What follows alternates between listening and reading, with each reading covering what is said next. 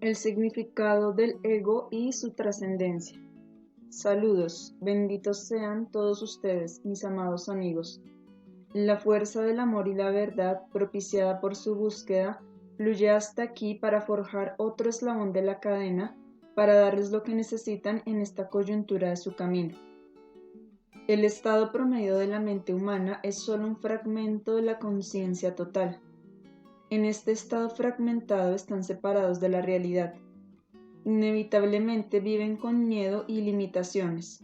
Sin embargo, creen que esto es todo lo que hay en su vida y se aferran frenéticamente a este fragmento limitado. Se resisten al movimiento interior natural del alma de ir más allá, de expandir este estado, porque la conciencia egoica separada teme que esto los aniquile. Protegen ardientemente esta conciencia limitada. Empero, esta limitación misma crea miedo y sufrimiento. Este es, en términos amplios, el dilema de la humanidad. En el ciclo de encarnaciones, la tarea de ustedes es reintegrar esta conciencia egoica separada y recuperar porciones siempre más extensas y profundas de su ser real, de su existencia cósmica, con sus infinitas posibilidades de experiencia, alegría y creación del ser. La humanidad cree que esta conciencia egoica separada es el ser real. Ustedes se identifican con su cerebro, su inteligencia exterior, su voluntad, su mente, con todas aquellas facultades que son inmediatamente accesibles sin darse cuenta de que en cualquier grado que las posean ahora, fueron ustedes quienes en el pasado las pusieron a su disposición por medio de un esfuerzo deliberado. Hubo un estado en el que poseían mucha menos conciencia, menos poder para crear, menor capacidad para experimentar la alegría. Su conciencia era mucho más limitada y restringida. Tuvieron que usar la conciencia para ampliar sus facultades y aprovechar las posibilidades latentes. Este proceso debe continuar hasta que ya no haya ningún fragmento separado y la humanidad haya alcanzado la conciencia cósmica, lo que significa que la humanidad misma se haya vuelto una con la realidad última. El proceso de autoexpansión, de hacer del territorio aparentemente extraño su propio territorio, constituye el pathwork, cualquier camino espiritual válido. Ego significa fragmentación. Como ya dije, la tarea de todos los seres atrapados en esta fragmentación, y eso significa cualquiera que se halle en el ciclo de nacer y morir, es expandir su campo de operación, su percepción, su conciencia y su poder para crear. El problema es que en el estado limitado del ego separado, la expansión parece ser, al contrario de la realidad, una aniquilación de su existencia misma, de su sentido de ser. Para penetrar esta ilusión necesitan toda la fuerza, el compromiso, la buena voluntad y la ayuda disponibles. Ayuda que deben querer y pedir. Esta es verdaderamente la búsqueda y la lucha de la humanidad. Solo cuando se aventuran a salir paso a paso, venciendo la resistencia inherente a trascender este estado separado, descubren gradualmente que hay otra vida más allá del estado egoico. Entonces descubren que esta otra vida es la realidad y que no necesita temerse. Es buena, hay que confiar totalmente en ella.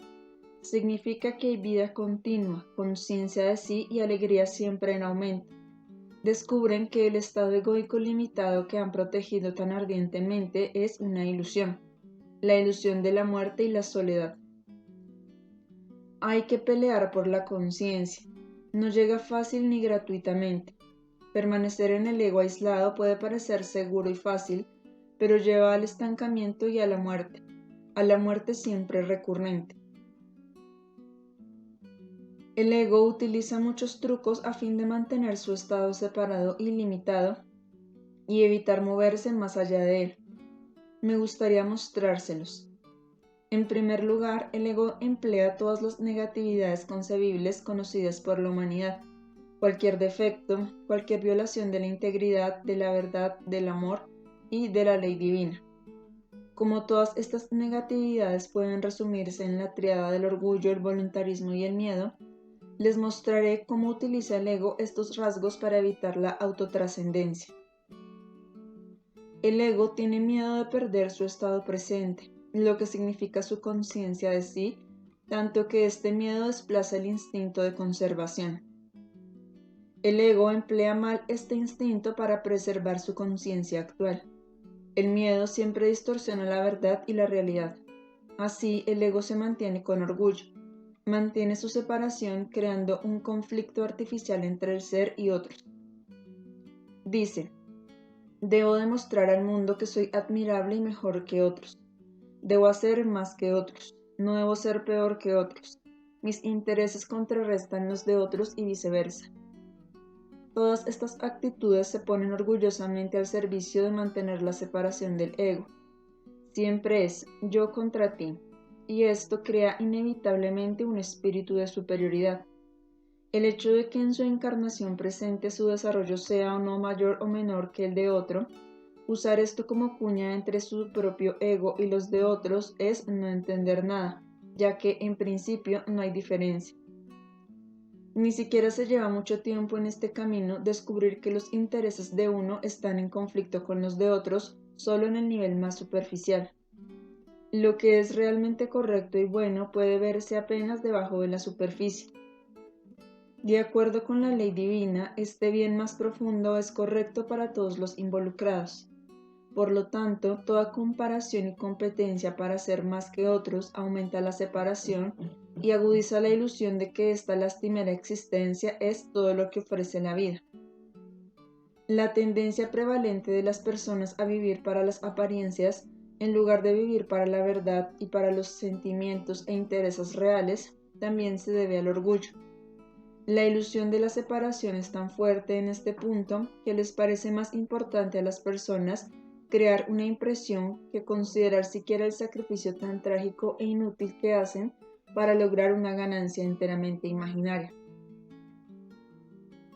Todas las máscaras y las defensas, los fingimientos y la falsa vergüenza de la exposición, la vergüenza de los sentimientos reales y de la propia realidad interna con respecto al ser espiritual, pertenecen a la categoría del orgullo.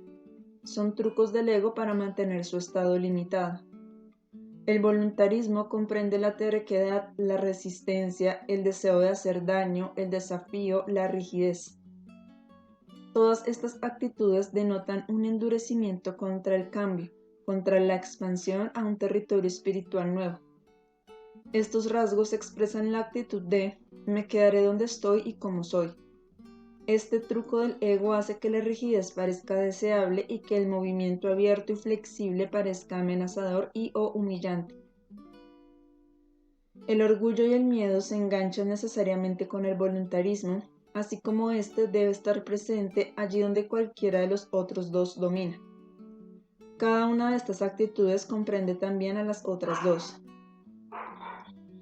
La negativa a moverse puede evaluarse en un nivel más superficial en términos de idiosincrasias y neurosis personales, como el deseo de hacer daño a una persona o personas específicas, digamos a los padres o sustitutos de estos, o a las figuras generales de autoridad.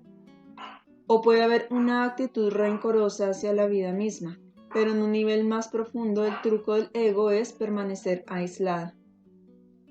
A la categoría del miedo pertenecen todas las preocupaciones, ansiedades y aprensiones. El truco del ego es hacer que el cambio parezca amenazador y aniquilador de la vida. La preocupación y la ansiedad también les impiden alcanzar la alegría, la paz y la libertad, la realidad cósmica que se abre cuando el estado presente se expande. La intencionalidad negativa también es parte de la estratagema del ego para preservar su estado limitado actual. Cualquiera que sea la intención negativa específica, siempre indica el deseo de dañar. De ahí el voluntarismo que siempre nubla y falsifica la realidad, negando todas las experiencias de vida deseables. Otros trucos del ego que sirven para mantener su posición actual segura son negar que entren en la vida el placer, la dicha, la alegría, la expansión y el movimiento creativo. El miedo a experimentar todos estos estados es obviamente también un truco del ego. Este es un fenómeno bien conocido que se aplica a todos los seres humanos y es fácil de observar. Más de estos trucos del ego son la falta de atención, la falta de concentración, la abstracción y la distracción. Estas actitudes impiden el enfoque necesario para que el ego se trascienda. Para trascender su actual estado limitado, el ego necesita mucha concentración, presencia, por decirlo así. La pereza, el cansancio y la pasividad son también trucos del ego. Vuelven imposible, indeseable y agotador el movimiento. Volveremos a esto más adelante. El miedo a la exposición y la negación de los sentimientos reales no solo surgen del orgullo, sino que también perpetúan directamente el aislamiento y por lo tanto se usan como trucos del ego para negar la unidad con otros. Las reacciones negativas a la negatividad de otros es otro truco para mantener su aislamiento. En el momento en que aparece la negatividad, el sistema energético empieza a funcionar para negar la expansión del ego, lo que efectuaría su trascendencia. El ego niega la alegría de ser verdadero exagerando el comportamiento de otras personas. Corta la visión de la vida real que rebasa el actual estado limitado. Solo la entidad aislada y atrapada en el ego experimenta el terror de la finitud. La desconfianza y el recelo no son solo parte del miedo general que lleva al ego a desear permanecer inmóvil y a recurrir a los trucos a fin de desafiar el movimiento natural hacia el destino final del ser. Si bien la desconfianza causada por el miedo es la fuerza motivadora, el ego la usa simultáneamente para detener el movimiento hacia la unión. El ego asume una postura absurda y paradójica. Es intrínsecamente infeliz, precisamente por su finitud, o lo que le parece finito en su estado actual limitada. Es obvio que el ego solo puede ver lo que está dentro de su ámbito actual de conciencia, y lo que ve es, en grados variables, limitado y falsificado. Por lo tanto, el ego ve y experimenta solo la finitud. El universo desconectado y sin sentido en el que sufre y es impotente. Esta percepción de la vida puede cambiar solo en el grado en que el ego supera la tentación de quedarse quieto. Pero la posición paradójica del ego es que pelea para permanecer en el estado mismo que con frecuencia vuelve su vida insoportablemente solitaria, terrible y sin sentido. La muerte incomprensible es aterradora, y aunque es posible negar este terror, no es posible disolverlo mientras el ego permanezca dentro de sus actuales límites estrechos. Tarde o temprano todo el mundo se enfrenta a este final aterrador e ilusorio, tanto el propio como el de otros.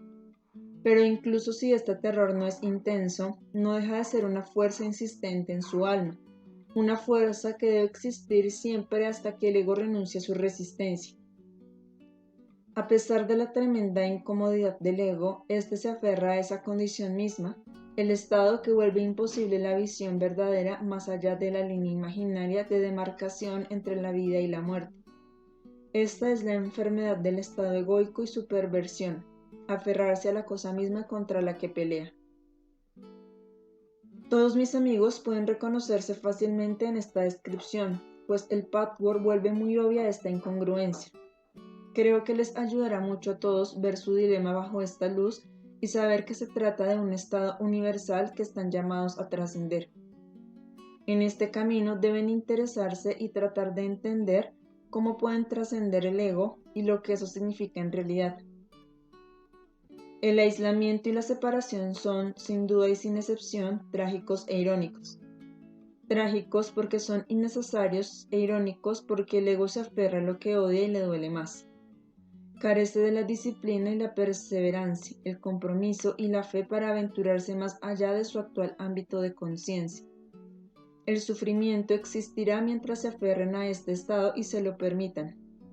Mientras todos los trucos del ego se exterioricen, se racionalicen, se nieguen, se perpetúen y se nutran, como suele suceder, no pueden evitar el sufrimiento. Todos ustedes saben, amigos míos, y muchos lo han experimentado, que cada paso hacia adelante en el camino revela panoramas nuevos que son muy reales, mucho más reales que el estado anterior que ustedes creían que era la realidad definitiva. En cada paso del camino, esta recién adquirida realidad se abre una vida más amplia y más plena para ustedes. El resultado es más alegría, más paz, más conciencia, más comprensión del bello y profundo significado de la vida, más creatividad y más conocimiento intrínseco de la eternidad de la vida versus la ilusión de la muerte, la ilusión de la finitud. Pero cada uno de estos pasos solo podría haberse ganado mediante una enorme inversión de parte de ustedes. Quien todavía quiere indulgencia y resultados fáciles y baratos, jamás podrá alcanzar este nuevo estado. Contemplan melancólicamente las posibilidades, pero dudan de que pueda existir cualquier otra cosa que justifique el esfuerzo y la disminución de su orgullo. Esta duda se convierte entonces en el pretexto del statu quo artificialmente mantenido. Este es el pecado contra la vida, derrotar el movimiento natural de la vida hacia la evolución y la unificación.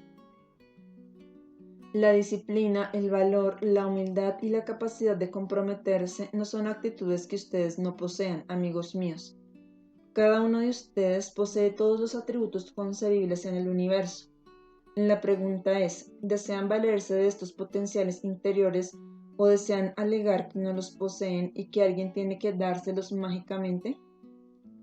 Con frecuencia sostienen la idea inapropiada y confusa de que la autodisciplina obstaculiza su libertad y a la inversa, que una persona libre no necesita autodisciplina. La libertad en su sentido real es impensable sin la disciplina, y al revés, las personas que se miman y que rechazan la disciplina son inevitablemente dependientes, débiles, impotentes y en consecuencia temerosas. Carecen de libertad. Esta puede ganarse solo en el grado en que uno recurra a la autodisciplina voluntaria, que la use por sí misma y no para agradar y parecer bueno a los ojos de otros. Esta última actitud suele llevar a creer que otros les imponen una disciplina real o imaginaria. Cuando existe tal imposición, y esto desde luego es indeseable, siempre es resultado de la negación de la autodisciplina voluntaria, que es inseparable de la autorresponsabilidad. Cada expansión debe pelearse con autodisciplina, venciendo la resistencia arraigada contra la expansión. Debe usarse la disciplina para el reconocimiento riguroso de los trucos del ego y para no ceder a ellos. Esta expansión siempre está un paso más allá de un territorio conocido. El ego ha evolucionado a su estado actual, que varía, desde luego, de una persona a otra, como resultado de lo que la humanidad ya ha logrado. El territorio que las personas han ganado determina su grado de funcionamiento, el alcance de su experiencia y su conciencia. Cuando hablo de territorio me refiero a un estado de conciencia, a una fuerza vital creativa y a un influjo del mundo real, todos los cuales vuelven más profunda y significativa la experiencia de la vida.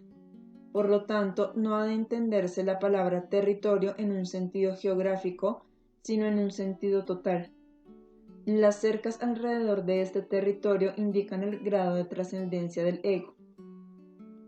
Todas las encarnaciones, en el nivel que sea, requieren aumentar el alcance del campo de operación de uno. La tarea es ensanchar las cercas alrededor del ego fragmentado, traer más realidad del mundo que está más allá del confinamiento ilusorio. Indirectamente esto se aplica a todos los niveles. Incluso el conocimiento y las habilidades más mundanos, exteriores, físicos e intelectuales que han de adquirirse, aumentan de alguna manera su capacidad actual para funcionar y experimentar la vida y contribuir así indirectamente a la tarea de la autotrascendencia. La adquisición de conocimientos y habilidades nuevos también requiere el cultivo de las actitudes necesarias para esta trascendencia. Cada pizca de conocimiento o de habilidad nuevos produce, directa o indirectamente, más poder y conciencia espirituales, más experiencia de alegría y realización de su propia suficiencia y potencial. Adquirir conocimiento o habilidades nuevos en el nivel que sea siempre significa vencer la pereza, significa autodisciplina. Cuanto más deseable es un aspecto nuevo de la vida, cuanto más real y duradero es, más deben invertir en él. Esto significa ensayo y error y la capacidad de convertir el fracaso en éxito. Significa perseverancia, paciencia y fe. Significa superar el miedo hasta que la cosa nueva se convierta en la propia posesión natural, hasta que se vuelva parte de la personalidad, algo automático, por decirlo así. La tarea del ego es siempre aceptar primero las dificultades del proceso de aprendizaje. Solo cuando el ego ha aprendido los aspectos más mecánicos de este proceso, puede el influjo del ser espiritual convertir las adquisiciones nuevas en una experiencia espontánea, viva y fácil. El ego significa esfuerzo, el ser espiritual significa sin esfuerzo. Empero, este no esfuerzo deseable no se da mágicamente, pues esto significaría que el ego no se está trascendiendo sino evitando.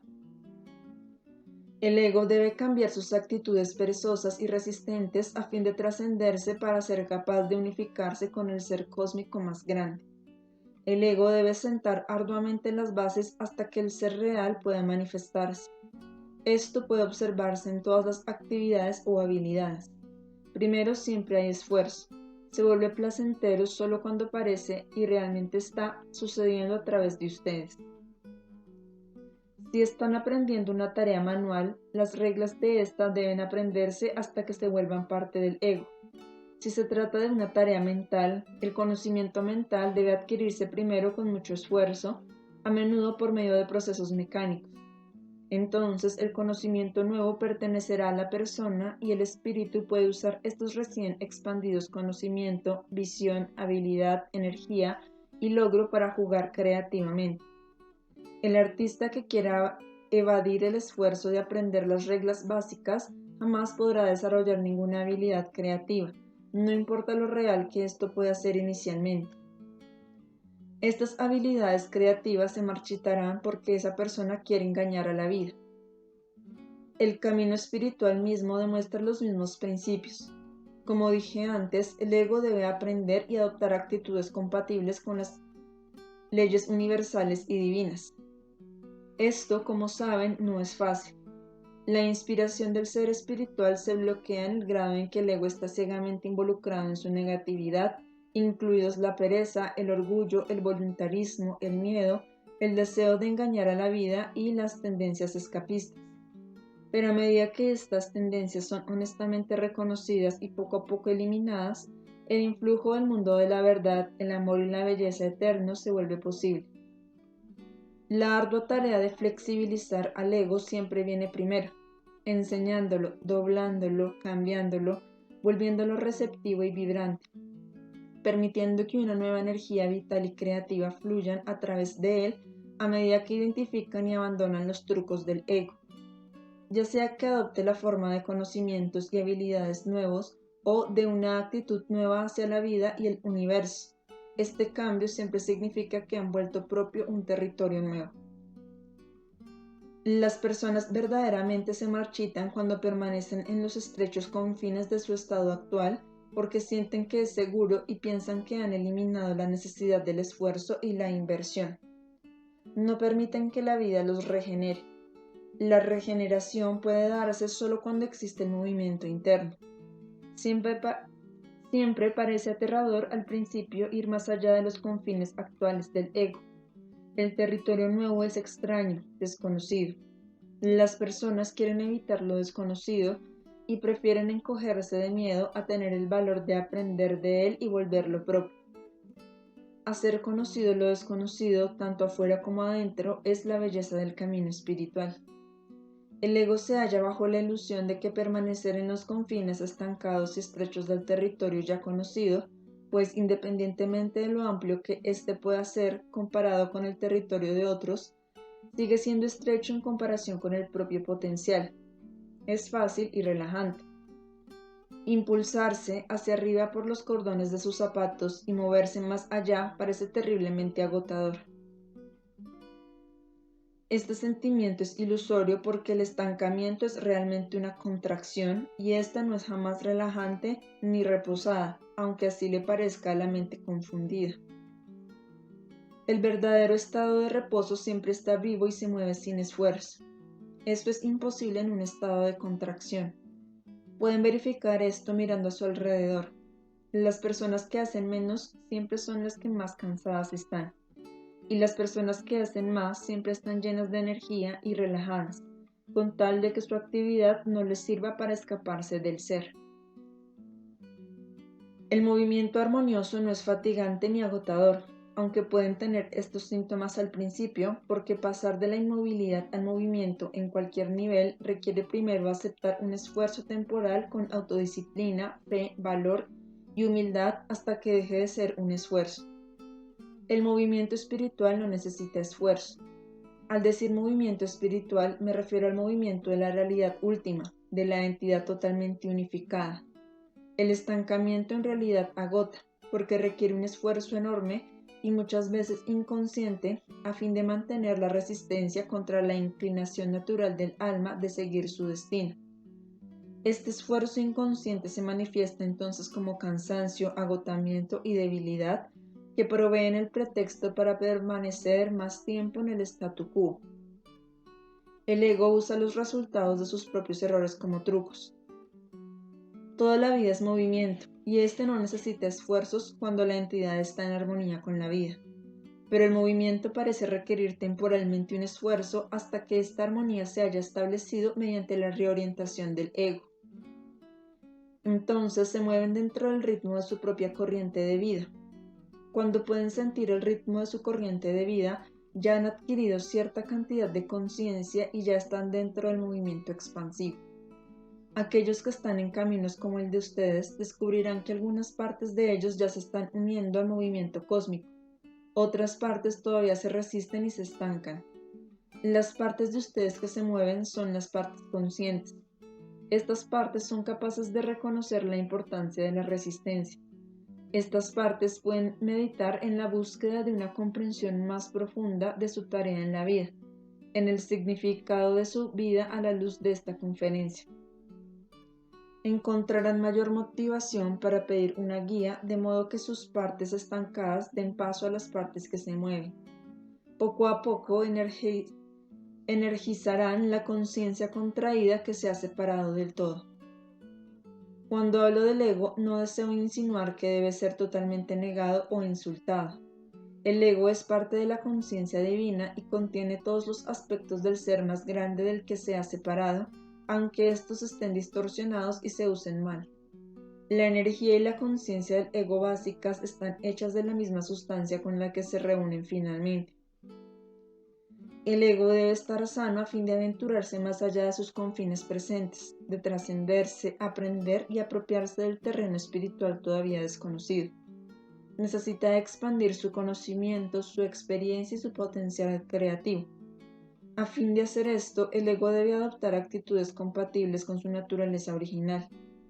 Todos los trucos del ego, toda la negatividad y el mal arraigados solo en el ego, tienen que reconocerse por lo que son con una honestidad incisiva y total. Deben renunciar a la negación, la racionalización y la proyección. El reflector debe apuntarse implacablemente hacia el ser pequeño. Solo cuando usan su conciencia egoica para llevar la intensa luz de la verdad a otras áreas de esta conciencia, pueden adoptar actitudes sanas y verdaderas.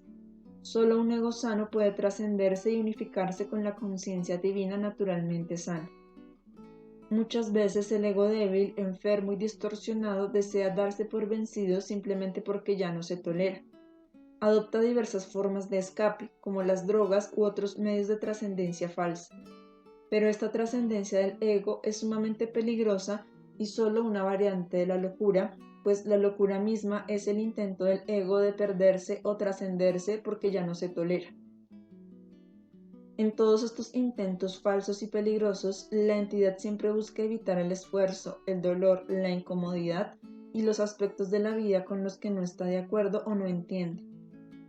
Busca engañar con atajos que nunca funcionan y que cobran un precio muy alto. En consecuencia, la entidad puede aferrarse con más fuerza al estado inmóvil y rígido, tal vez durante muchas encarnaciones, y volver así la trascendencia sana del ego tan imposible como la falsa. Pueden tener éxito solo usando la parte sana del ego para arrojar luz sobre la parte enferma, usar la parte honesta del ego para arrojar luz sobre la parte deshonesta. Entonces, la trascendencia del ego tiene lugar de la manera más segura posible. Entonces adquieren territorio nuevo, un territorio que al principio era aterradoramente extraño, desconocido y aparentemente oscuro, pero que se volverá conocido y ligero. Con esta nueva seguridad se crea en el ser un sentido de eternidad. Los sentimientos más profundos, el conocimiento y las experiencias del continuo de la vida crecerán y automáticamente eliminarán una gran cantidad de dolor y miedo. Pero este crecimiento no es gratuito. Exige una inversión y un compromiso completos de su parte. Y cualquiera que haga esto genuinamente debe cosechar los frutos de la manera más concreta. Cuanto mayores se vuelvan sus esfuerzos, más fuerza espiritual obtendrán legítimamente y harán propia. Cada paso de verdad y buena voluntad activa automática e inexorablemente el poder y la fuerza espiritual creativa dentro y alrededor de ustedes. Bendiciones y amor para todos ustedes, amados míos.